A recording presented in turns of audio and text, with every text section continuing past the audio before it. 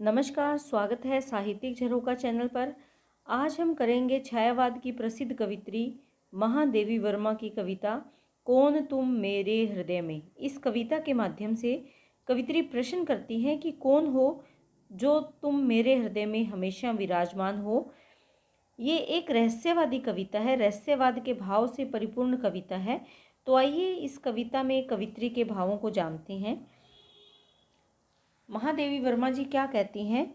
कौन तुम मेरे हृदय में, प्रश्न कर रही हैं कि कौन हो तुम जो मेरे हृदय में बसे हुए हो, विराजमान हो।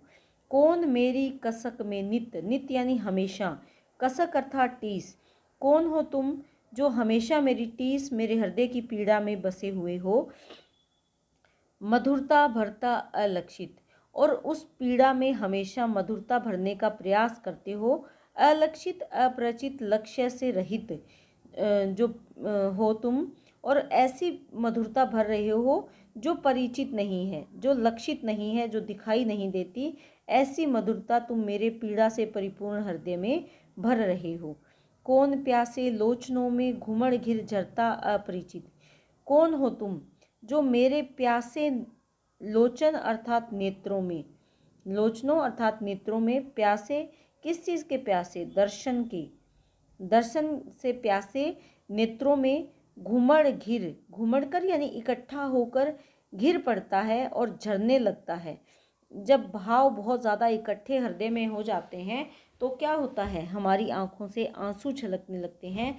और वो किस लिए कह रही हैं कि कौन हो तुम जो दर्शन की अभिलाषा लिए हुए मेरे नेत्रों में बसे हो। और जब उसमें दर्शन के भाव जब बहुत ज़्यादा उमड़ घुमड़ कर इकट्ठे हो जाते हैं तो वो झरने लगते हैं आंसुओं के रूप में।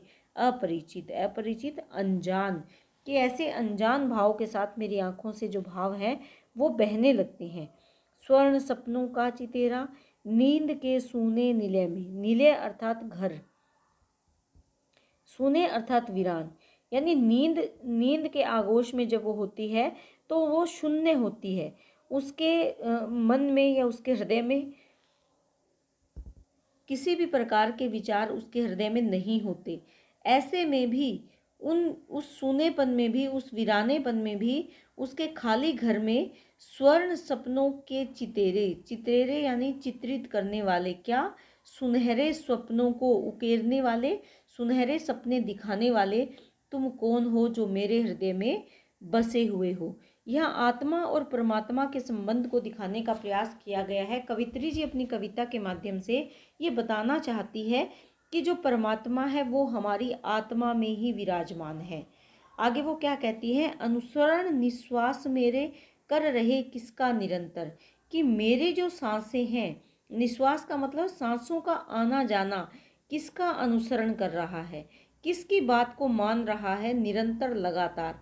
क्यों मेरी सांसें बाहर भीतर आ जा रही है? कब आती है? जब सांस बाहर आ रही है तो वो बाहर जब उसे दिखाई देता है कि इस संसार में ईश्वर नहीं है, तो उसी ईश्वर को ढूंढने के लिए वो वापस भीतर लौट जाती है। चूमने पदचिन्ह किसके लौटते यह श्वास फिर, और मेरे हृदय में चूमने के लिए, चूमने के लिए मतलब स्पर्श करने के लिए, किसका स्पर्श? पद चिन्ह, पद चिन्ह यानी चरणों का। किसके चरणों का? ईश्वर के, ईश्वर के चरणों का। वो ईश्वर जो मेरे हृदय में बसे हैं, उन्हीं के चरणों का स्पर्श करने के लिए मेरी सांसें बार बार फिर लौट आती हैं। कौन बंदी कर मुझे अब बंध गया अपनी विजय में। फिर से प्रश्न कर रही हैं कि कौन हो जिसने मुझे तो बंदी बना लिया। कहाँ बंदी बना लिया? यह मैं कौन है? आत्मा, कि मुझे अर्थात मेरी आत्मा को इस शरीर में बंदी बना लिया, बंध गया अपनी विजय में, और स्वयं भी बंध गया है अपनी विजय में। अर्थात मुझ पर विजय प्राप्त करके मुझे तो बंदी बना लिया, लेकिन स्वयं भी कौन बंध गया है? ईश्वर बंध गया है। किस में? आत्मा के भीतर। आत्मा परमात्मा में बंध गया है। आत्मा को परमात्मा ने शरीर में बंदी बना लिया, और आत्मा स्वयं उसी परमात्मा स्वयं उसी आत्मा के साथ बंदी बन गया। तो फिर से कहती हैं कि कौन हो जो मुझसे अनजान हो लेकिन मेरे हृदय में बसे हुए हो। तो इसी प्रकार के भाव इन्होंने व्यक्त किए हैं। कुछ कुछ ये भाव कबीरदास के रहस्यवाद से प्रभावित दिखाई देते हैं।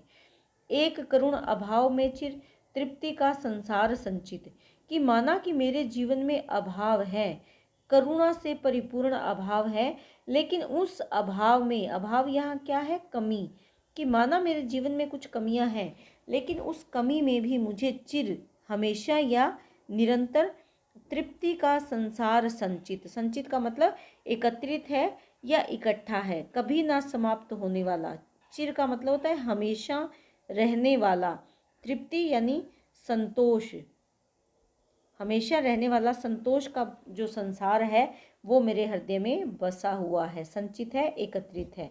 एक लघु क्षण दे रहा निर्वाण के वरदान क्षण क्षण, ये जो विरह का एक लघु क्षण है, एक छोटा सा पल है, ये ही मुझे निर्वाण होता है, मुक्ति, मुक्ति का वरदान दे रहा है। कितने वरदान दे रहा है, सैकड़ों,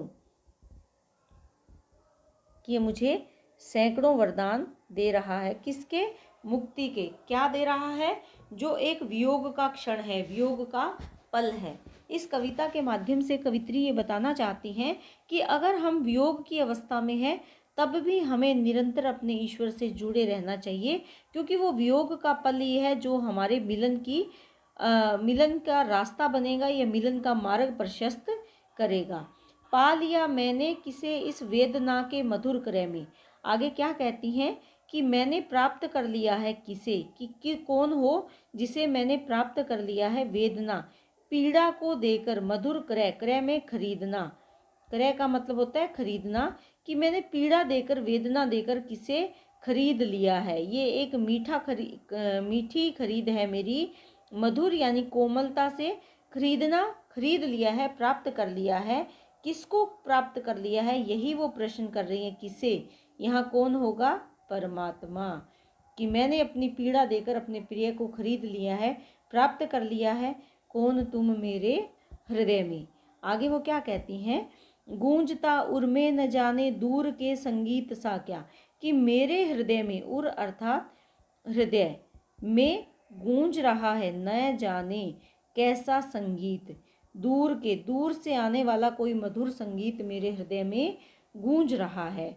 आगे वो क्या कहती हैं, आज खो निज को मुझे खोया मिला विपरीत सा, क्या, कि आज मैंने निज को, निज अर्थात अपने आप को खो दिया है, अपने आप को समाप्त कर दिया है। किसको समाप्त कर दिया है, किसको सौंप दिया है, मैंने अपने प्रभु को, स्वयं को सौंप दिया है, कि आज खो दिया है, निज यानी अपने भाव को। यह निज का मतलब है अहम या अहंकार का भाव। इस भाव का त्याग करके ही हम अपने ईश्वर को प्राप्त कर सकते हैं। तो यही कह रही हैं कि मैंने किसको खो दिया है, अहम के भाव का त्याग कर दिया है, अहंकार के भाव को त्याग कर दिया है, और वह मेरे विपरीत, जो विपरीत था, बिल्कुल उल्टा था, वो मुझे क्या मिल गया है। क्या ऐसा कभी संभव था, क्योंकि ये मानती हैं कि इन्हें जो प्रेम की प्राप्ति है वो वियोग के कारण हुई, और प्रेम किससे, अपने ईश्वर या अपने परमात्मा से।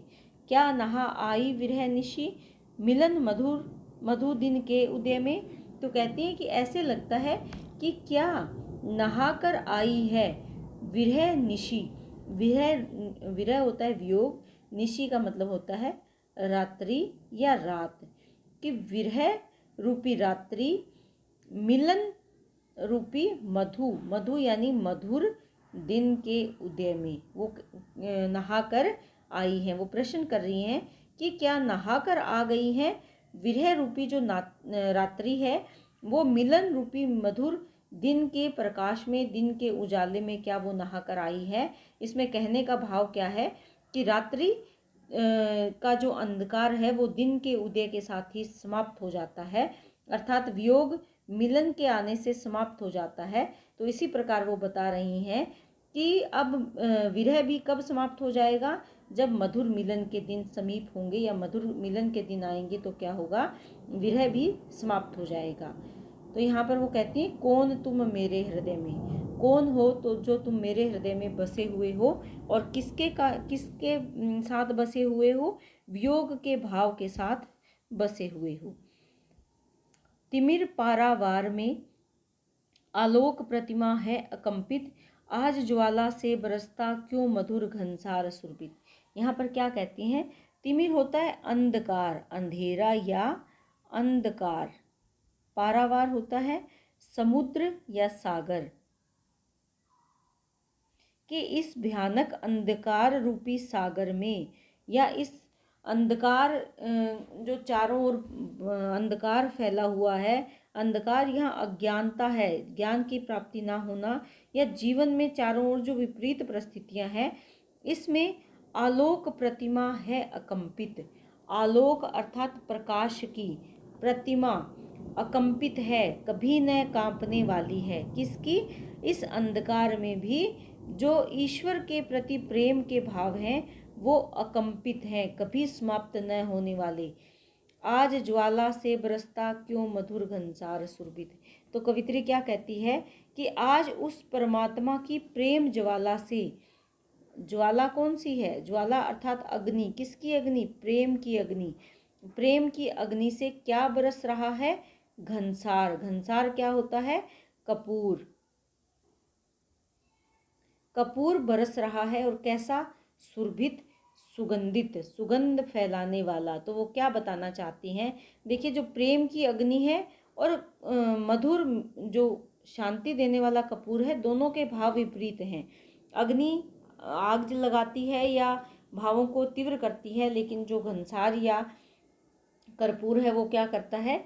मन को शांति का भाव देता है। तो यहाँ पर वो क्या कहती हैं कि जो प्रीतम के प्रेम की गहन अनुभूति से ही वो मधुर और मीठी या सुगंधित भावनाएं उसके भीतर उपस्थित हैं या उत्पन्न होती हैं। तो यहाँ पर वो इस चीज़ को बुरा नहीं मानती कि वियोग है, क्योंकि अगर वियोग है तो ही मिलन संभव है, अगर वियोग ही नहीं तो मिलन के भाव का आगमन भी नहीं हो सकता। तो यह परमात्मा के प्रति जो जिज्ञासा का भाव है वो इस कविता के माध्यम से महादेवी जी ने अभिव्यक्त किया है। इनकी सभी कविताओं की जो भाषा है वो खड़ी बोली है। संस्कृत के शब्दों का बहुत अच्छा और सुंदर प्रयोग इन्होंने किया है। प्रसाद और माधुर्य गुण का सुंदर प्रयोग इन्होंने अपनी कविताओं में किया है। इसके साथ साथ रूपक अलंकार का भी, और बार बार वो संबोधित कर रही हैं कि कौन हो तुम मेरे हृदय में। तो यहाँ संबोधन शैली का भी सुंदर प्रयोग इन्होंने किया है। तो उम्मीद करती हूँ कि ये कविता आपको अच्छी से समझ में आई है।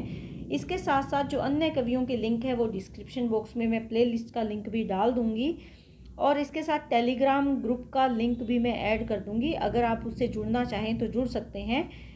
अगर वीडियो आपको अच्छी लग रही है तो प्लीज़ चैनल को लाइक, शेयर और सब्सक्राइब ज़रूर करें। बहुत बहुत धन्यवाद।